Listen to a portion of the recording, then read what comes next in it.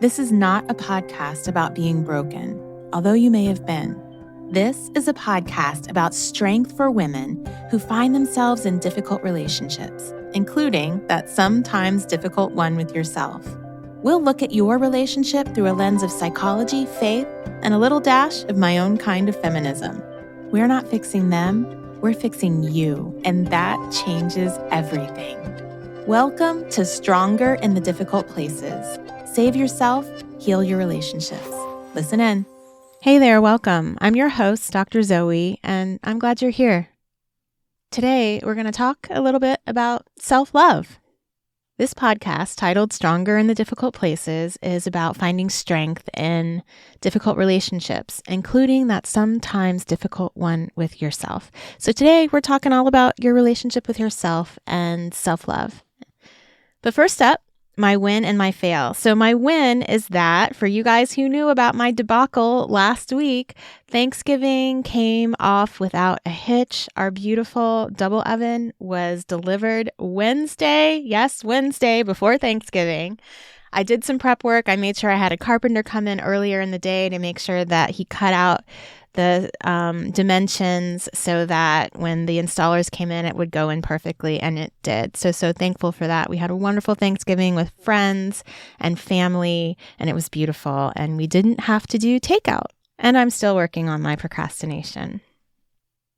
My fail is a Black Friday fail. Here's what I did. I was ordering lots of gifts on Black Friday, trying to save some money. And I usually actually don't do Black Friday shopping, but I had my act together this year and I got online. I knew all the things I wanted to get and I thought I did. And then the next day, Saturday, when the sale's over, I go back into my cart and somehow I had left some things in my cart. I thought I ordered some of the most expensive gifts and I ended up having to buy them at full price.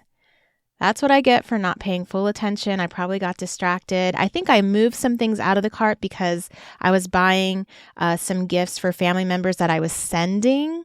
And so I had to have different addresses. And then I thought I moved something back. Anyway, I thought I bought it and I didn't. So my Black Friday shopping didn't quite go as I intended, but I did get some deals, but not the biggest ones. So on to the topic. We're talking about self-love today. And today we're talking all about that relationship with yourself and self-love and why for women especially, it can be a little difficult. And we got to work on that. I don't know if I told this story already on the podcast. I feel like I did, but I'm going to tell it again because it really hit me hard. I do a co-op, a weekly co-op, homeschooling co-op with my daughter who I'm homeschooling, my 8-year-old. And last week, I think it was last week or the week before last, at the beginning in the assembly, each family has a week where they come up and they tell all about their family. And so there was a mom up there with her 4 kids. They were probably from 2 to 8. And she was telling, all about her family and she was talking about the kids. And each kid was sharing the things that they like the most, like their fun thing that they like to do. And she was sharing about things that they like to do as a family. And then it's time for the audience to ask questions. So a little girl, she was probably about 10. She raised her hand and she looked at the mom and she said, "What do you like to do for fun? Just you?" And the mom was stumped. She was like, "Oh, me? What do I like to do for fun?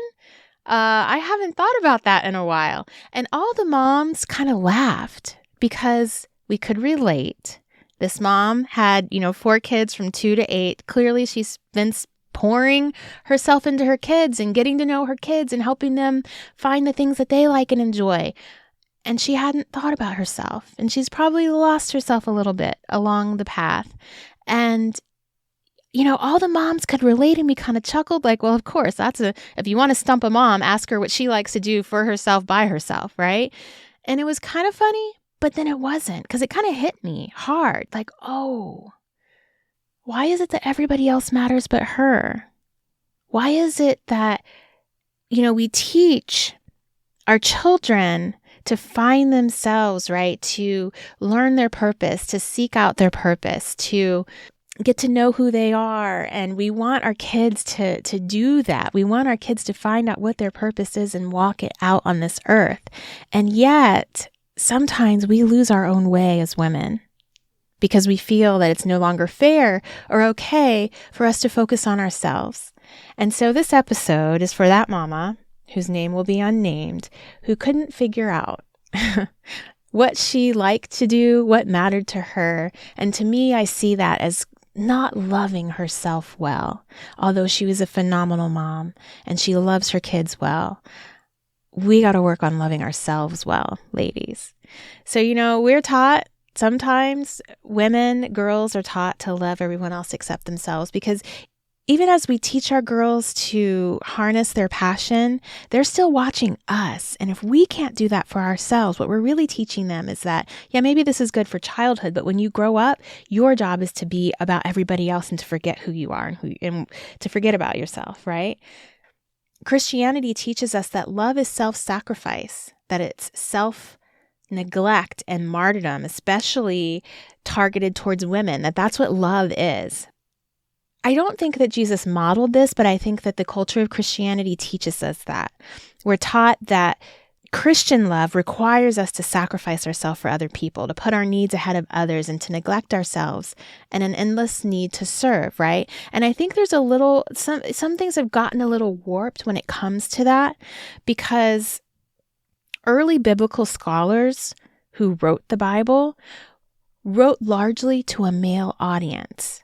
And they were extolling self-denial over egocentricity, humility over pride, poverty over wealth, sacrifice over self-preservation, because men needed to grow in this area. But it's funny because it's often the women that take these teachings most to heart.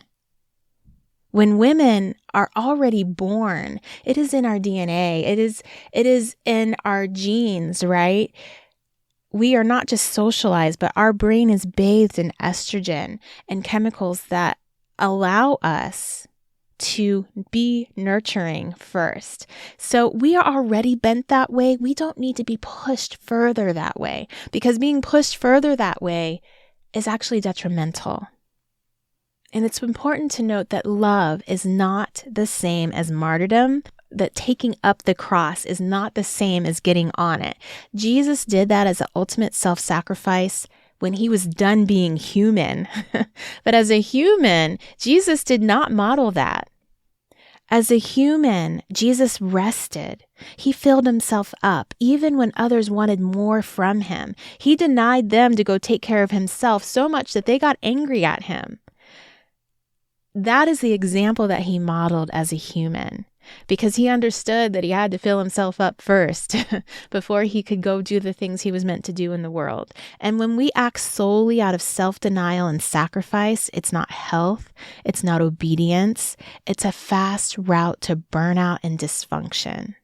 When we swing that pendulum to self-sacrifice as women and we hold that up as an idol, it creates problems that lead to health issues and disorders such as binge eating, obesity, hypertension, even sexual acting out. It leads to bitterness, anger, resentment, depression, which is anger turned inward. These are not healthy things because we weren't made to live this way. When we act as if love is always something to be directed outward, aimed at everyone else except ourselves, we are forgetting the actual commandments of Jesus. The first commandment that he said, the most important one, is to love your God with your heart, your soul, and your mind, right? But the second commandment is to love your neighbor as yourself. Think about that. Love your neighbor as yourself. This second commandment assumes self-love. It assumes that it's already there. It assumes that we can only love our neighbor to the extent that we can love ourselves. It is saying to love your neighbor as yourself, not instead of yourself. So self-love is not selfish. It's actually a commandment.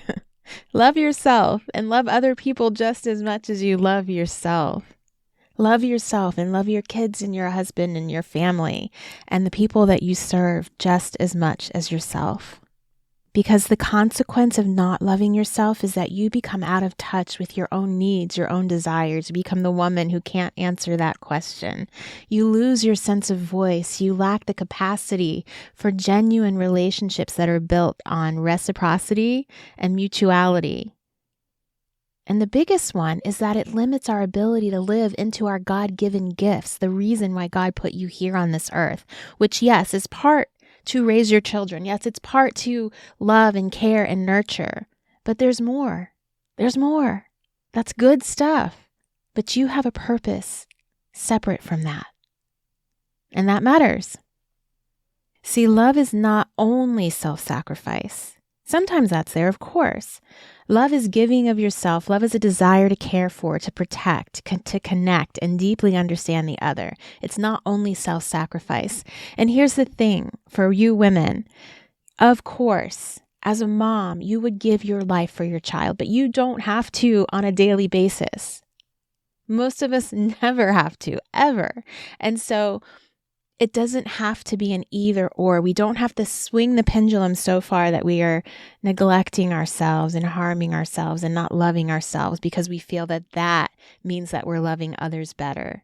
You aren't. And compassion, this thing that we are also called to, compassion is rooted in self-love. Think about this. It is self-love, not self-denial, that moves the Samaritan because of an ability to have compassion. But wait, he doesn't allow his care for others to distract himself from the journey. It delays him from the journey, but he calls for the community to help him so that he can continue on his journey. He doesn't allow his love and care to diminish the things that he was put here to do. And that's what we sometimes do as women. We need to have enough love for ourselves to stay the course, to know where we are headed and go there, no matter where and how the world tries to pull us. And the world will, and that's okay. And on the way, we are going to be delayed, right? It's going to take some extra time maybe because we do have others to care for, and that matters. But so do you. And so does this thing that you were put here on the earth to do, in addition to the nurturing and care that you are put here to give to others.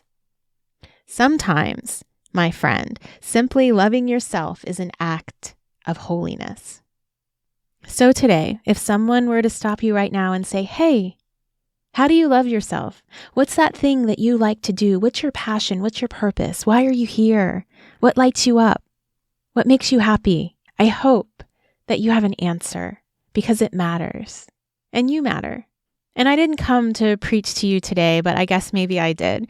But this whole concept of self-love, it's a thing. And I'm going to stand on this soapbox because we women need to bathe in it a little bit. If you don't have an answer, I implore you to start seeking that answer.